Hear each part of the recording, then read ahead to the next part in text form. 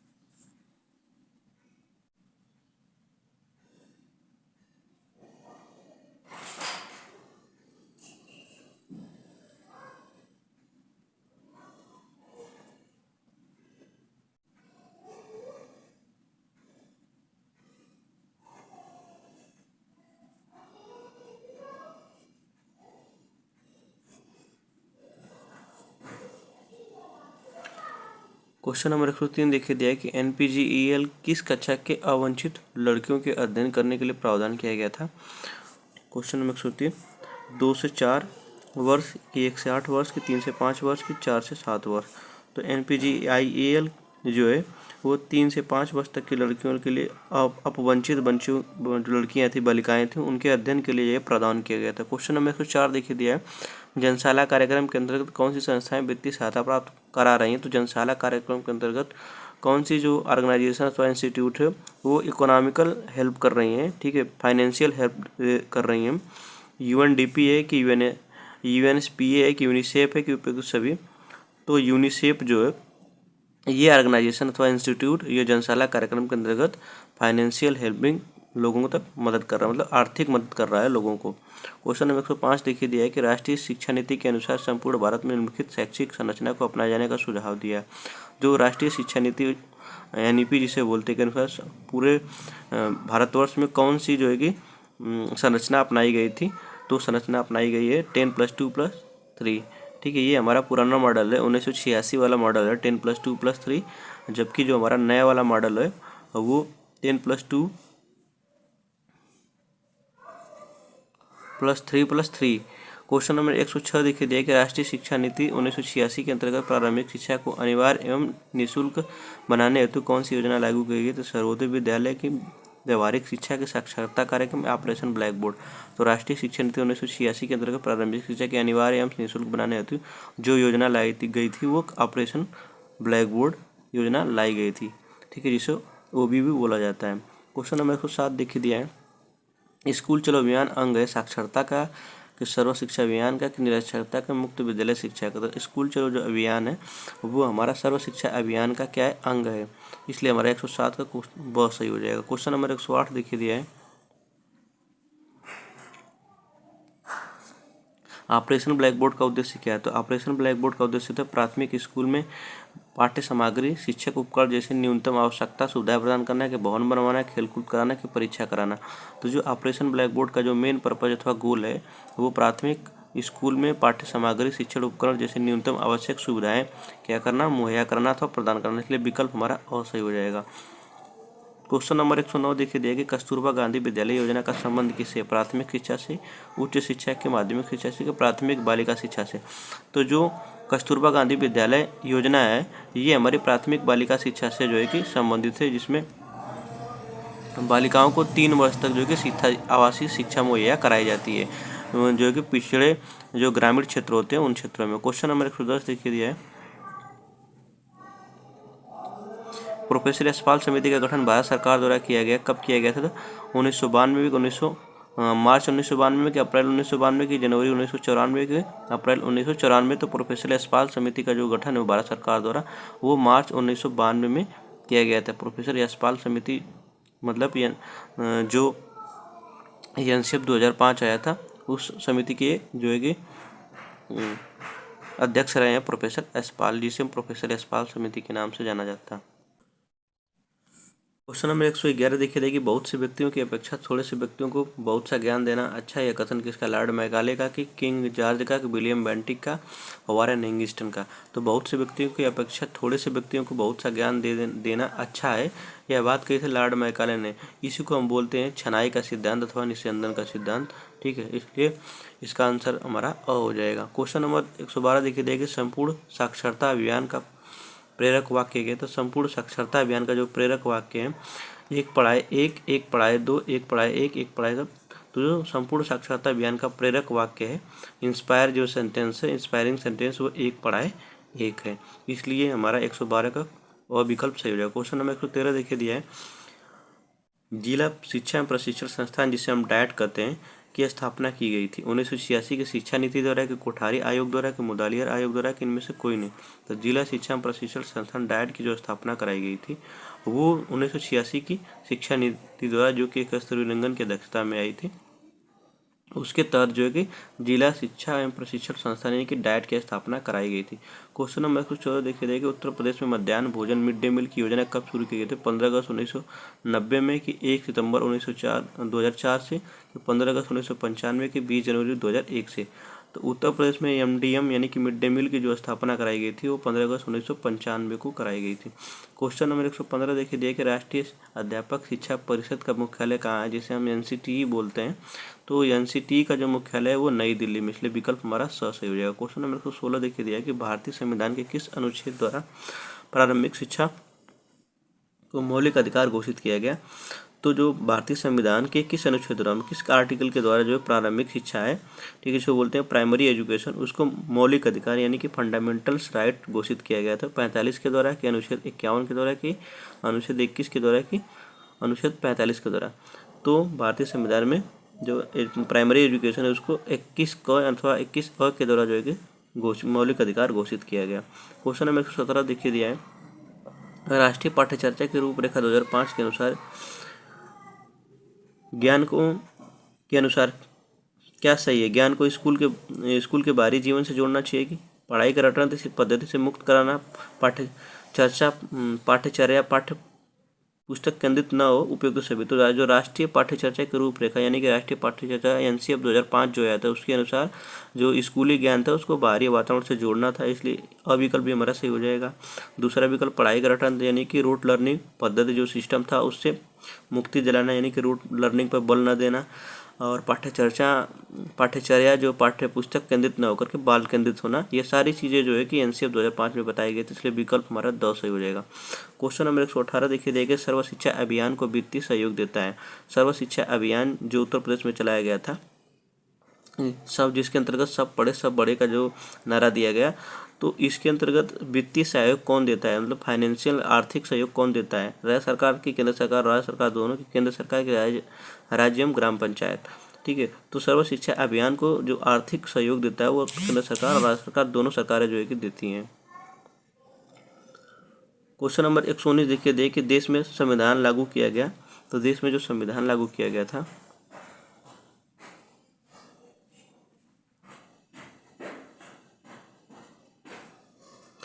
देश में संविधान 26 जनवरी 1950 को संविधान लागू किया गया। ठीक है, क्वेश्चन नंबर 120 देखिए दिया है कि शिक्षा को मौलिक अधिकार के रूप में स्वीकार किया गया 1 अप्रैल 2009 को, कि 1 अप्रैल 2010 को, कि 8 अप्रैल 2011 को, कि 5 अप्रैल 2009 को। तो जो शिक्षा तो एजुकेशन है उसको फंडामेंटल राइट्स यानी कि मौलिक अधिकार 1 अप्रैल 2010 को जो है कि क्या किया गया, स्वीकार किया गया। क्वेश्चन नंबर 121 देखिए दिया है कि शिक्षा को किसी निश्चित स्तर तक के सभी लोगों को अनिवार्य एवं निःशुल्क रूप में उपलब्ध कराना क्या है, सामाजिककरण है कि मानवीकरण है कि सार्वभौमिकरण है कि विद्यालयीकरण है। तो शिक्षा को किसी निश्चित स्तर पर सभी लोगों को अनिवार्य एवं निःशुल्क शिक्षा उपलब्ध कराना यह सार्वभौमिकरण कहलाता है, इसलिए विकल्प हमारा 121 का सही हो जाएगा।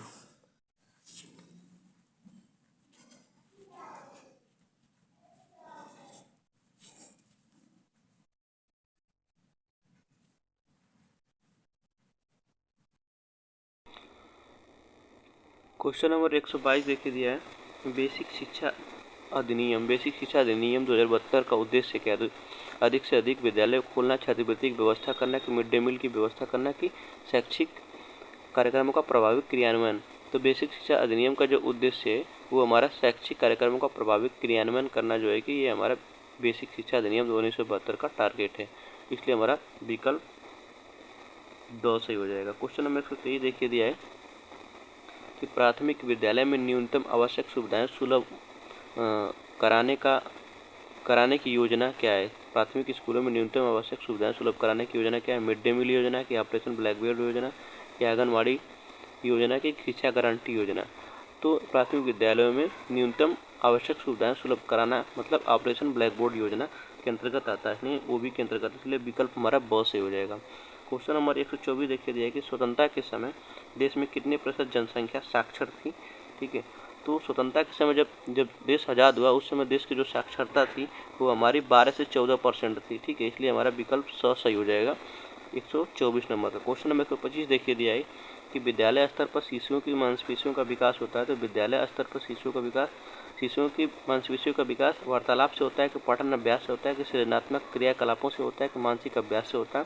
तो सृजनात्मक क्रियाकलाप, सृजनात्मक मतलब क्रिएटिव, जब बच्चे क्रिएटिव होते हैं तो उनकी जो मांसपेशियाँ होती हैं उनका विकास होता है। क्वेश्चन नंबर 126 देखिए दिया है कि सर्व शिक्षा अभियान किस आयु वर्ग के बच्चों को शैक्षिक जो है कि रूप से व्यवस्था से संबंधित है। तो सर्व शिक्षा अभियान 0 से 3, 0 से 6, 6 से 10 की 6 से 14। तो 6 से 14 वर्ष तक के बच्चों के लिए जो कि सर्व शिक्षा अभियान का बात की गई है। ठीक है, क्वेश्चन नंबर 127 देखिए दिया कि कस्तूरबा गांधी बालिका विद्यालय योजना किस वर्ग की बालिकाओं में साक्षरता की स्थिति बेहतर बनाने के लिए है।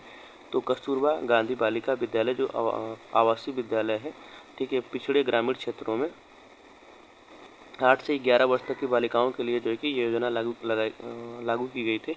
तो यह अनुसूचित जनजातियों के लिए, अन्य पिछड़ा वर्ग, अल्पसंख्यक वर्ग, उपयुक्त सभी मतलब उपयुक्त सभी इन तीनों वर्गों के लिए जो है कि यह शिक्षा जो है कि मुहैया कराने की बात कही गई थी। क्वेश्चन नंबर 128 देखिए दिया है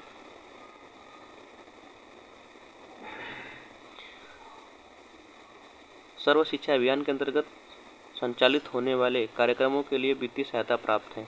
राज्य सरकार द्वारा, केंद्र सरकार द्वारा, केंद्र सरकार और राज्य सरकार दोनों द्वारा की ग्राम पंचायत द्वारा। तो सर्व शिक्षा अभियान के अंतर्गत संचालित होने वाले जितने भी कार्यक्रम है उनको आर्थिक सहायता प्रदान करता है वो राज्य सरकार और केंद्र सरकार दोनों। क्वेश्चन नंबर 129 देखिए रही कितने अंतराल के उपरांत मतलब कितने टाइम इंटरवल के बाद जो है कि पाठ्यचर्या के पुनर्विकास एवं समीक्षा का प्रावधान है। ठीक है, अपने देश में कितने टाइम पीरियड के बाद जो है कि जो पाठ्यचर्चा है, तो ये जो करिकुलम है अपने एजुकेशन का उसको पुनर्विकास यानी कि दोबारा विकसित करने की समीक्षा का प्रावधान किया गया। तो वो किया गया 5 वर्ष बाद। कितने वर्ष बाद? 5 वर्ष बाद। क्वेश्चन नंबर 129 का सही हो जाएगा। क्वेश्चन नंबर 130 देखिए दिया है कि महात्मा गांधी ने बुनियादी शिक्षा था बुनियादी तालीम या बेसिक शिक्षा का प्रस्ताव रखा था 1920 में, 1937 में, 1942 में, 1947 में।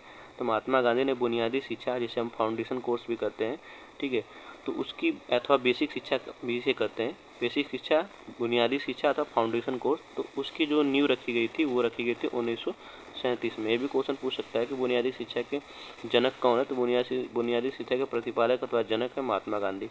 क्वेश्चन नंबर 131 देखिए कि माध्यमिक शिक्षा आयोग के अध्यक्ष कौन थे। तो माध्यमिक शिक्षा आयोग के अध्यक्ष डॉक्टर लक्ष्मण स्वामी मुदालियर थे कि डॉक्टर दौलत सिंह कोठारी थे कि डॉक्टर यशपाल थे कि डॉक्टर राधाकृष्णन थे। माध्यमिक शिक्षा आयोग के जो अध्यक्ष थे वो डॉक्टर लक्ष्मण स्वामी मुदालियर, जिसे हम बोलते हैं डॉक्टर LS मुदालियर। इसलिए हमारा 129 का सही हो जाएगा।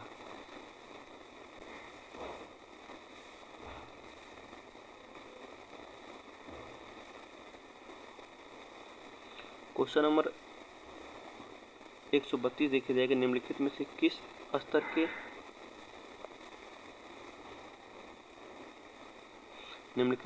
स्तर के विद्यालय के बच्चों को स्वतंत्र रूप से विकसित करने के अवसर दिए जाने चाहिए? प्राथमिक विद्यालय के पूर्व, माध्यमिक विद्यालय के पूर्व प्राथमिक विद्यालय। तो जो स्वतंत्र रूप से विकसित करने का जो अवसर है वो पूर्व प्राथमिक विद्यालय, पूर्व प्राथमिक मतलब जिसको बोलते हैं LKG UKG, ठीक है, उन विद्यार्थियों को जो है कि स्वतंत्र रूप से विकसित करने का अवसर अथवा चांस दिया जाना है। क्वेश्चन नंबर 133 देखिए, हरास की समस्या से क्या आशय है? हरास का मतलब क्या होता है? कक्षा में अनियमित उपस्थित होना कि बच्चों का अनुत्तीर्ण हो जाना, बीच में ही विद्यालय छोड़कर चले जाना, अथवा बच्चों को गाँव छोड़कर शहर चला जाना। तो जो हरास की समस्या है ये हमारी बीच में ही विद्यालय छोड़कर बच्चे का चला जाना, ठीक है, यानी कि जब बच्चा पढ़ते पढ़ते बीच में ही स्कूल छोड़कर गांव चला जाता है या फिर किसी कारणवश से वो स्कूल नहीं आता है तो उसको बोलते हैं हरास की समस्या। क्वेश्चन नंबर 34 देखिए जाएगी, पटेल एक्ट से संबंधित। तो पटेल एक्ट किससे संबंधित है? यह प्राथमिक शिक्षा में गुणवत्ता और परिणात्मक वृद्धि से संबंधित, इसलिए विकल्प हमारा सही हो जाएगा। क्वेश्चन नंबर 135 देखिए जाएगी, राष्ट्रीय पाठ्य चर्चा की रूपरेखा NCF 2005 के अनुसार मार्गदर्शक सिद्धांत में निहित है, ठीक है। NCF पाठ्य चर्चा का संवर्धन पाठ्य पुस्तक पर केंद्रित करना, पाठ्य पुस्तक पर ये गलत हो जाएगा। पाठ्यक्रम के कुछ उप विषयों को रटंत्र प्रणाली से मुक्त करना, ये भी ठीक है। विद्यालय में प्राप्त ज्ञान को बाहरी दुनिया से जोड़ना, यह भी ठीक है। कक्षा की गतिविधियों को परीक्षा में कम महत्व देना, कह रहा है कि NCF 2005 के अनुसार मार्गदर्शक सिद्धांत में निहित है, तो ये हमारा सही हो जाएगा। पाठ्यचर्या का संवर्धन पाठ्य पुस्तक पर केंद्रित करना। क्वेश्चन नंबर 136 देखिए दिया है कि हंटर कमीशन के समक्ष प्राथमिक शिक्षा को अनिवार्य व निःशुल्क शिक्षा का प्रस्ताव रखा। दादा भाई नौरोजी ने, ईश्वरचंद्र विद्यासागर ने, कि महात्मा गांधी ने, कि जवाहरलाल नेहरू ने। तो हंटर कमीशन के समक्ष प्राथमिक जो शिक्षा है उसको अनिवार्य निःशुल्क कराने का जो प्रस्ताव रखा था वो दादा भाई नौरोजी ने रखा था, इसलिए विकल्प हमारा सही हो जाएगा।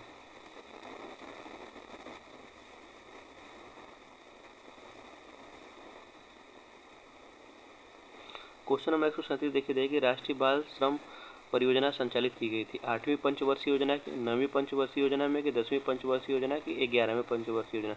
तो राष्ट्रीय बाल श्रम परियोजना जो संचालित की गई थी वो संचालित की गई थी 9वीं पंचवर्षीय योजना में।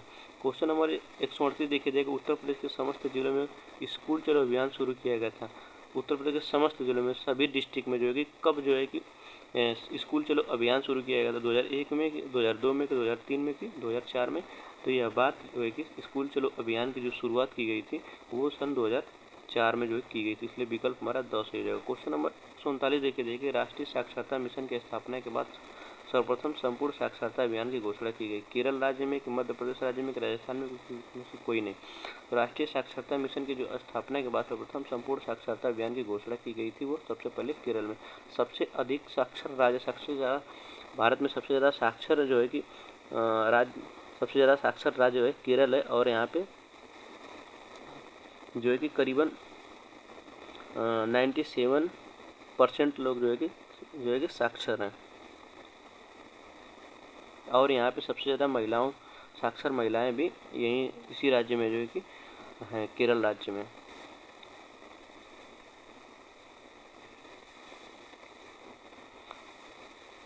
क्वेश्चन नंबर 140 देखिए दिया है, पूर्व प्राथमिक शिक्षा संबंधित है 0 से 8 वर्ष तक के बच्चों के लिए, कि 3 से 6 वर्ष तक के बच्चों के लिए, कि 6 से 14 वर्ष तक के बच्चों के लिए, कि 6 से 10 वर्ष तक के बच्चों के लिए। पूर्व प्राथमिक शिक्षा का मतलब वो है प्राइमरी, प्री प्राइमरी जिसको बोलते हैं। तो प्री प्राइमरी जो होता है वो हमारा 3 से 6 वर्ष तक के बच्चों के लिए होता है। जब बच्चा 3 से 6 वर्ष तक का हो जाएगा तब उसको घर पे ही शिक्षा दी जाती है, उसको बोलते हैं पूर्व प्राइमरी शिक्षा, ठीक है। क्वेश्चन नंबर 141 देखिए दिया है कि यशपाल समिति का गठन किया गया था। तो यशपाल समिति का जो गठन किया गया था वो 1992 में किया गया था, मार्च 1992 में। क्वेश्चन नंबर 142 देखिए दिया है कि बुनियादी शिक्षा से संबंधित नहीं है, महात्मा गांधी नहीं है, कि जाकिर हुसैन नहीं है, कि बी के खेर नहीं है, कि एस के सिन्हा नहीं है। तो बुनियादी शिक्षा के जो प्रतिपादक अथवा जनक थे वो महात्मा गांधी तो थे ही, संबंधित कौन नहीं था, तो मतलब उनमें किनका किनका सहयोग नहीं रहा है, ठीक है। तो जो बीजी खेर थे इनका सहयोग बुनियादी शिक्षा में नहीं रहा, जबकि महात्मा गांधी, जाकिर हुसैन और एस के सिन्हा का बुनियादी शिक्षा में संबंध रहा है। क्वेश्चन नंबर 143 देखिए दिया है कि पोषाहार वितरण योजना का उद्देश्य नहीं है, बच्चों को विद्यालय में ठहराव वृद्धि करना मतलब उद्देश्य नहीं है। तो विद्यालय में ठहरने और वृद्धि करने के लिए पोषाहार जिसे बोलते हैं मिड डे मील अथवा भोजन वितरण योजना, तो पहला विषय हो जाएगा। बच्चों को स्वस्थ एवं पुष्ट बनाना, ये विषय हो जाएगा। शिक्षा में अपव्यय व अवरोधन को कम करना, ये विषय हो जाएगा। कुपोषण की समस्या को दूर करना, ठीक है। तो जो हमारा कुपोषण की समस्या को दूर करने के लिए पोषाहार वितरण योजना यह नहीं आई थी, ठीक है। इन तीनों चीज़ों के लिए हो जाएगा पोषाहार वितरण योजना विद्यालयों में कराई जाती है।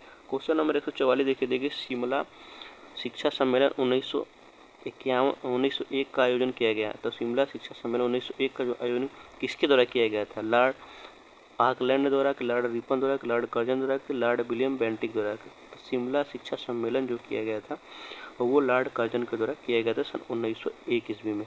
क्वेश्चन नंबर 145 देखिए कि राष्ट्रीय साक्षरता मिशन की स्थापना हुई थी 1950 में, 1988 में, 1948 में, 2000 में। तो राष्ट्रीय साक्षरता मिशन की जो स्थापना कराई गई थी वो सन 1988 में कराई गई थी, इसलिए विकल्प हमारा बहुत सही हो जाएगा।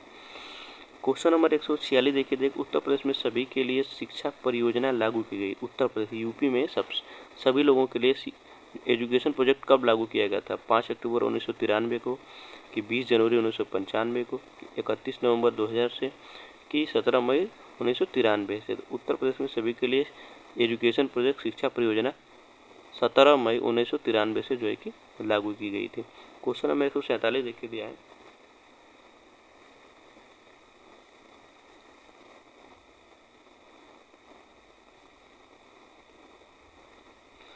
जब कोई बालक किसी भी अवस्था में प्रारंभिक शिक्षा पूर्ण किए बिना विद्यालय छोड़कर चला जाता है तो यह कहलाता है अवरोध कहलाता है, कि पृथक्करण कहलाता है, कि ह्रास कहलाता है, कि विभाजन कहलाता है। तो ये क्या कहलाता है, ह्रास कहलाता है, जिसे अपव्यय भी कहा जाता है। क्वेश्चन नंबर 148 देखिए दिया है कि 1960-61 में जनजातियों की शिक्षा संबंधी समस्याओं के समाधान के लिए गठित कमेटी के अध्यक्ष कौन थे, राम मूर्ति थे, कि राधा कृष्णन थे, कि DS कोठारी थे, कि श्री UN ढेबर थे। तो 1960-61 में जनजातियों की शिक्षा संबंधी समस्याओं के समाधान के लिए जो कमेटी गठित की गई थी उसके जो अध्यक्ष थे वो श्री UN ढेबर, ठीक है, श्री UN ढेबर, इसलिए विकल्प हमारा 10 ही हो जाएगा। क्वेश्चन नंबर 149 देखिए दिया कि राष्ट्रीय महिला शिक्षा समिति 1958 के अध्यक्ष कौन थी। तो राष्ट्रीय महिला शिक्षा समिति 1958 की जो अध्यक्ष थी वो दुर्गाबाई देशमुख थी। कौन थी, दुर्गाबाई देशमुख थी।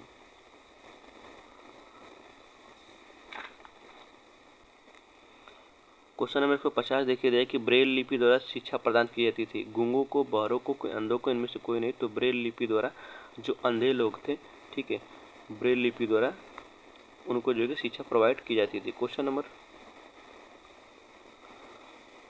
151 देखिए उत्तर प्रदेश में जिला प्राथमिक विद्यालय शिक्षा का कार्यक्रम प्रारंभ किया गया था। तो उत्तर प्रदेश में जिला प्राथमिक शिक्षा का जो कार्यक्रम किया गया था वो सन 1997-98 में किया गया था, इसलिए विकल्प हमारा बहुत सही हो जाएगा। क्वेश्चन नंबर 152 देखिए देगा शिक्षा में अपव्यय व अवरोधन पर अपना सुझाव दिया था किसने, हर्टांग समिति ने, कोठारी आयोग ने, डॉक्टर राधाकृष्णन ने, कि बोर्ड के घोषणा पत्र ने।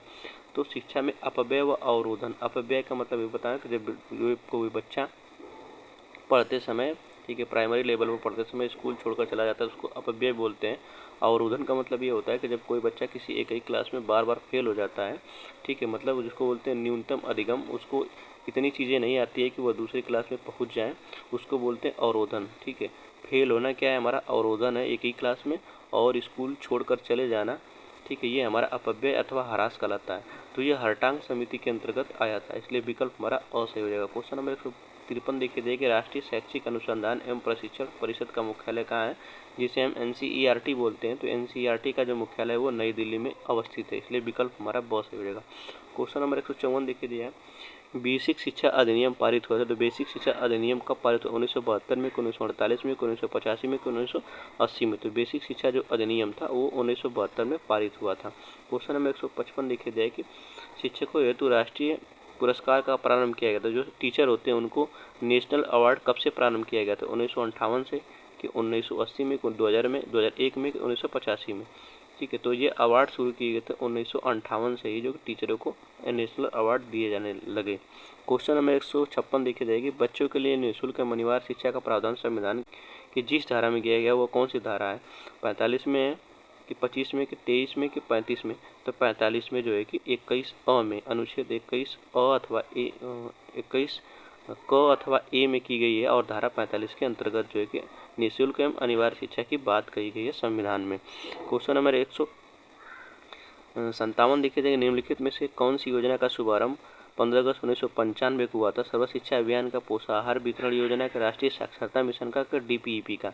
तो जो 15 अगस्त 1995 में ये आया था पोषाहार वितरण योजना, जिसे हम बोलते हैं मिड डे मील। ठीक है,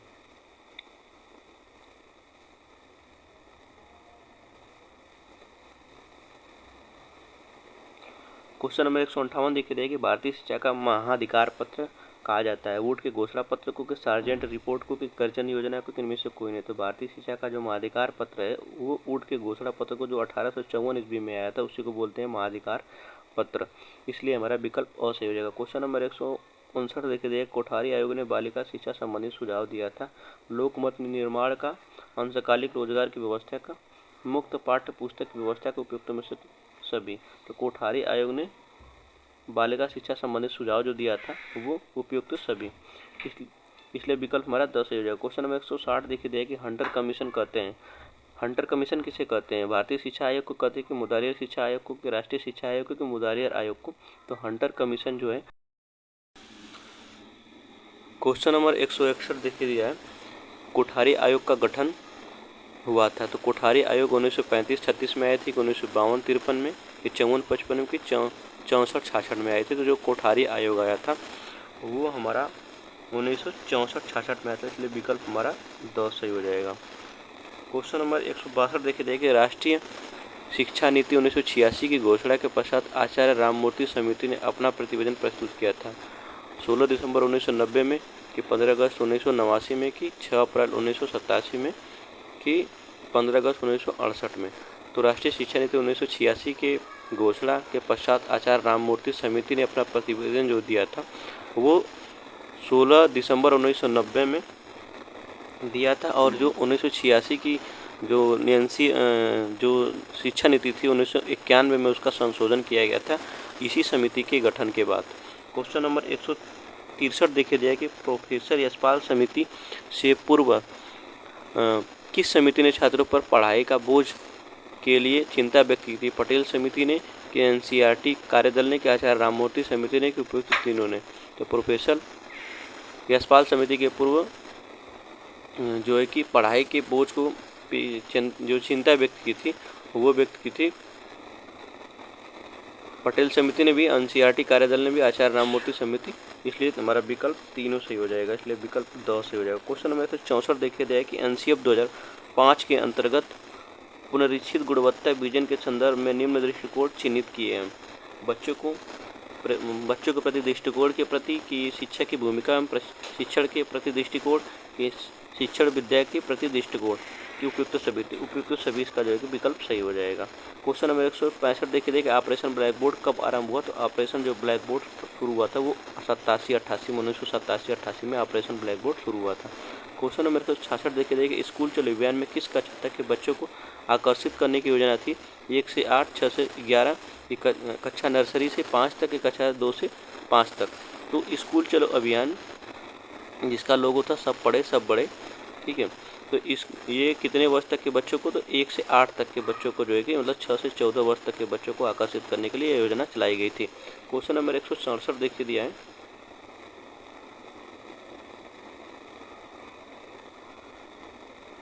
पोषाहार वितरण योजना को निम्न प्रकार से प्रारंभ किया गया?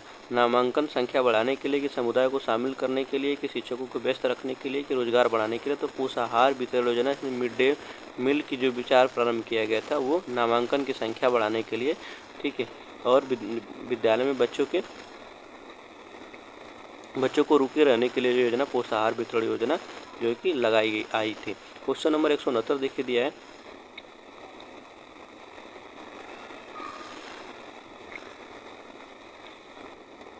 चार्ल्स ग्रांट के शैक्षिक प्रयास थे। आधुनिक शिक्षा का जन्मदाता, ठीक है, इस चार्ल्स ग्रांट को ही कहा जाता है। तो भारत में विद्यालयों की स्थापना के लिए अंग्रेजी माध्यम से शिक्षा प्रदान करना, उपयुक्त उसमें से कोई नहीं, अ ब दोनों। तो चार्ल्स ग्रांट को आधुनिक शिक्षा का जन्मदाता कहा जाता है। तो इन्होंने क्या कार्य किए थे, तो भारत में विद्यालयों की स्थापना इन्होंने करवाए थे और अंग्रेजी माध्यम से शिक्षा जो है कि प्रदान करना जो है कि इनके ये प्रयास थे। इसलिए अ और ब दोनों सही हो जाएगा। इसलिए 169 का 100 विकल्प सही हो जाएगा, और ब दोनों। क्वेश्चन नंबर 170 देखिए जाए कि निःशुल्क और अनिवार्य बाल शिक्षा अधिकार अधिनियम के अंतर्गत चौथे अध्याय में शिक्षकों के दायित्व दिए गए हैं। निःशुल्क एवं अनिवार्य बाल शिक्षा अधिकार अधिनियम जो आया था उसका जो चौथा चैप्टर है उसमें शिक्षकों के क्या दायित्व, क्या क्या रिस्पॉन्सिबिलिटी दिए गए हैं। पहला दिया नियमित इस समय से स्कूल में उपस्थित होना, पाठ्यक्रम के अनुसार पढ़ाना और उसे निर्धारित समय में पूरा करना, प्रत्येक बच्चे को सीखने की योग्यता का आकलन करना, उपयुक्त तो सभी। तो ये तीनों चीज़ें जो है कि निःशुल्क अनिवार्य शिक्षा के अधिनियम जो 2009 में आया था और अप्रैल 2010 में जो लागू किया गया था, उसमें ये तीनों जो है चौथे चैप्टर में तीनों बातें कही गई हैं कि स्कूल में जो शिक्षक होते हैं उनको समय से जाना है, ठीक है, और पाठ्यक्रम सिलेबस के अनुसार उनको और निर्धारित समय में पढ़ाना है, और प्रत्येक बच्चे को सीखने की योग्यता का जो आकलन करना है यानी कि एसेस करना और इवेल्युएशन करना है। क्वेश्चन नंबर 171 देखिए दे कि राष्ट्रीय बाल श्रम योजना NCLP संचालित की गई थी। राष्ट्रीय बाल श्रम परियोजना जो है कि कब संचालित की गई थी?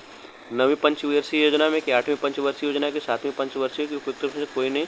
तो जो NCLP है वो 9वीं पंचवर्षीय योजना में क्या की गई थी? संचालित की गई थी। इसलिए विकल्प हमारा सही हो जाएगा। क्वेश्चन नंबर 172 देखिए दे कि ह्रास एवं अवरोध को रोकने के लिए संप्राप्ति लक्ष्य को प्राप्त करने के लिए प्रोत्साहन के अधीन कौन सी सुविधाएं प्रदान की जा रही हैं? छात्रवृत्ति, विद्यालय मध्याह्न भोजन, निःशुल्क पाठ्यपुस्तक एवं ड्रेस, उपयुक्त सभी। ठीक है, तो ह्रास अभी आपको ऊपर बताएं कि ह्रास क्या होता है और अवरोधन क्या होता है। ह्रास का मतलब ये होता है कि जब बच्चा विद्यालय छोड़कर चला जाता है वो ह्रास हो गया, और बच्चा जब एक ही क्लास में बार बार क्या होता है? फेल होता है, ठीक है, तो उसको अवरोध बोलते हैं। तो इसको दूर करने के लिए, इन दोनों समस्याओं को दूर करने के लिए विद्यार्थियों को प्रोत्साहन के लिए क्या क्या चीज़ें की जा रही हैं सरकार द्वारा? तो छात्रवृत्ति दी जा रही है, और MDM यानी कि मिड डे मील भोजन, दोपहर का भोजन दिया जा रहा है, और निःशुल्क और पाठ्यपुस्तक और ड्रेस जो है कि दिए जा रही है। इसलिए विकल्प हमारा 10 से हो जाएगा, उपयुक्त सभी। क्वेश्चन नंबर 173 देखिए देगा न्यूपा का मुख्यालय कहाँ है? तो न्यूपा का जो मुख्यालय है वो नई दिल्ली में है। क्वेश्चन नंबर 174 देखिए सभी के लिए राष्ट्रीय शिक्षा किसका मुख्य लक्ष्य है? राष्ट्रीय शिक्षा नीति जो है इसको बोलते हैं NEP 1986 का, कि साक्षरता अभियान का, कि दोनों का, कि कोई नहीं। ठीक है, तो सभी के लिए शिक्षा किसका मुख्य लक्ष्य है? 1986 जो NEP 1986 राष्ट्रीय शिक्षा नीति 1986 का लक्ष्य है। क्वेश्चन नंबर 175 देखिए दिया है कि नैतिक कर्तव्य के अंतर्गत कहा गया है कि हर अभिभावक को संरक्षक 6 से 14 वर्ष तक की आयु के वर्ग के अपने बच्चों को शिक्षा के लिए अवसर उपलब्ध कराएगा। यह अनुच्छेद किससे संबंधित है? तो ये अनुच्छेद हमारा जो संबंधित है वो 51 क से, ये हमारा मौलिक कर्तव्य के अंतर्गत आ जाता है। ठीक है, 35 से 51 तक अनुच्छेद में, अनुच्छेद 35 से 51 तक ये हमारा मौलिक कर्तव्य के अंतर्गत आता है। इसलिए हमारा 175 का विकल्प अ से हो जाएगा। क्वेश्चन नंबर 176 देखे देंगे बाल अधिकार संरक्षण अधिनियम किस वर्ष गठित हुआ? तो बाल अधिकार संरक्षण अधिनियम ये हमारे 2005 में क्या हुआ? गठित हुआ था। क्वेश्चन नंबर 177 देखिए निम्नलिखित में से कौन सा अनुच्छेद अल्पसंख्यक वर्गों के हितों के संरक्षण से संबंधित है? तो अल्पसंख्यक वर्गों के हितों से संरक्षण से संबंधित जो अनुच्छेद है वो 29 फर्स्ट है। इसलिए विकल्प 177 का सही हो जाएगा। क्वेश्चन नंबर 178 देखिए दिया है, 177 का हमारा 29 फर्स्ट सही हो जाएगा। क्वेश्चन नंबर 178 देखिए दिया है कि 6 से 14 वर्ष तक के बच्चों को निःशुल्क अनिवार्य शिक्षा का अधिकार किस संविधान संशोधन द्वारा बनाया गया? तो यह 86वां संविधान संशोधन। इसलिए विकल्प हमारा 100 से हो जाएगा। क्वेश्चन नंबर 179 देखिए दिया है केंद्रीय सलाहकार बोर्ड किसके नाम से जाना जाता है? तो केंद्रीय सलाहकार बोर्ड को हरटांग समिति के नाम से जाना जाता है। ठीक है, हरटांग समिति।